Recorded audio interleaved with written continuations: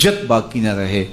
زندگی کے جو 4 دن مجھے آپ کو میسر ہیں، ہم اللہ کے حضور سچی توبہ کریں.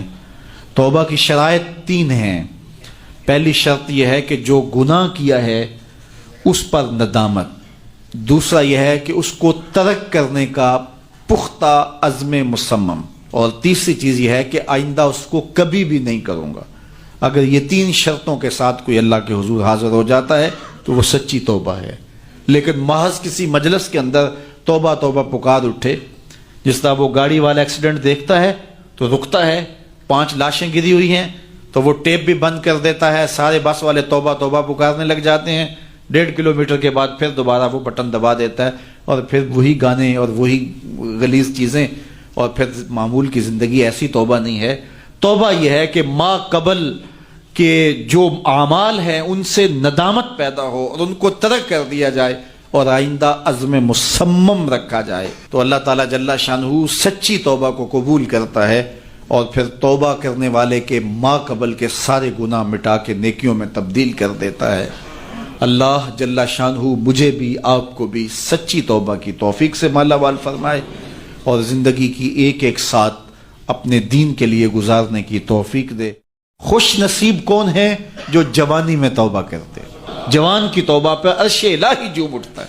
تو خوش نصیب لوگ ہیں جن کو سچی توبہ کی توفیق نصیب ہوتی ہے. اور وہ لوگ جو اپنی زندگیاں یوں ہی بسر کر دیتے ہیں اور راہ مستقیم پہ نہیں آتے، آوارگی میں بسر کر دیتے ہیں، تو پھر منو مٹی تلے چلے گئے لوگ کہانی بھی بھول جاتے ہیں. تو قبل اس سے کہ وقت آئے مجھے اور آپ کو اپنی آخرت کے لیے ضرور کوشاں ہونا چاہیے اور سچی توبہ سے اپنی آخرت کی تیاری کرنی چاہیے. کل کا پچھتاوا آج کے پچھتاوے سے بہتر ہے. کل کا پچھتاوا تو سوائے حسرت دکھ بڑھانے کے اور کیا ہوگا. آج کا پچھتاوا زندگی بدل دے گا. وقت پر کافی ہے ایک قطرہ بھی آب خوش ہنگام کا، جل گیا جب کھیت برسا می تو پھر کس کام کا. ایک روایت میں آتا ہے کہ اہل جنت جنت میں جا کر ایک حسرت ان کے دل میں ہوں گی. حالانکہ جنت میں پہنچ کے کوئی حسرتیں نہیں ہوں گی، ہر حسرت پوری ہو جائے گی، لیکن ایک حسرت ان کے دل میں جنت میں پہنچ کر بھی ہوگی. اور وہ کیا؟ جو چند لمحے خدا کی یاد سے غافل گزارے کیوں گزارے. تو خوش نصیب ہیں وہ لوگ جو اپنے لمحات کی قدر کرتے ہیں. تو آج موقع ہے، آج فرصت ہے. سورج مغرب سے نہیں چڑھا، توبہ کا دروازہ بند نہیں ہوا، اللہ کی رحمت کے در کھلے ہیں. روزانہ آواز آتی ہے کوئی مجھ سے معافی مانگنے والا، میں اس کو معاف کر دوں. تو اس کے حضور آج حاضر ہو جائیں. کل تو آنا ہی ہے. پھر جو کفن میں منہ چھپا چھپا کے آتے پھریں گے، اچھا نہیں ہے کھلے منہ سے چلے جائیں. پھر جو لوگ اٹھا کے لے جائیں گے، اچھا نہیں ہے خود اپنے قدموں سے چل کے اس کی دہلیز پہ چلے جائیں. وہ ایک مجذوب تھا، فقیر تھا، بازار میں کھڑا رو رہا تھا. کسی نے روک کے پوچھا کیا ماجرا ہوا، کیوں رو رہے ہو، کسی نے تنگ کیا ہے، دکھ دیا ہے، ستایا ہے؟ اس نے کہا کچھ بھی نہیں ہوا، بس ان لوگوں کے رویے نے دکھی کر دیا ہے. کہا کیا ہوا؟ کہا میرا یہ ذہن بنا تھا کہ میں ان کی اور رب کی صلح کروا دوں. تو کہا پھر کیا ہوا؟ کہا وہ تو مانتا یہ نہیں مانتے.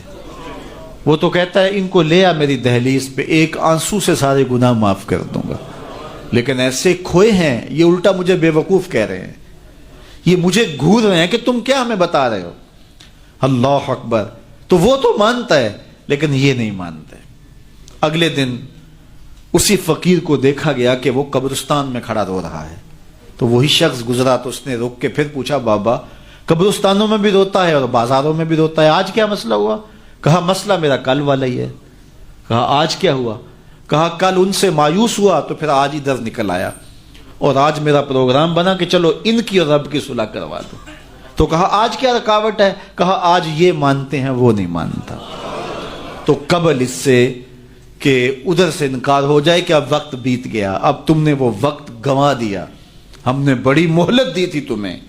ڈوبتا سورج تمہیں روز کوئی پیغام دیتا تھا، اٹھتے ہوئے جنازے تمہیں روز کچھ کہتے تھے، بڑھاپا تمہیں آوازیں دیتا تھا، تم چلتے تو ٹھوکریں لگتی تھی، یہ ٹھوکریں تمہیں کچھ کہتی تھیں، لیکن تم نے کسی بات پہ غور نہ کیا اور لمبی زندگی کی امید پر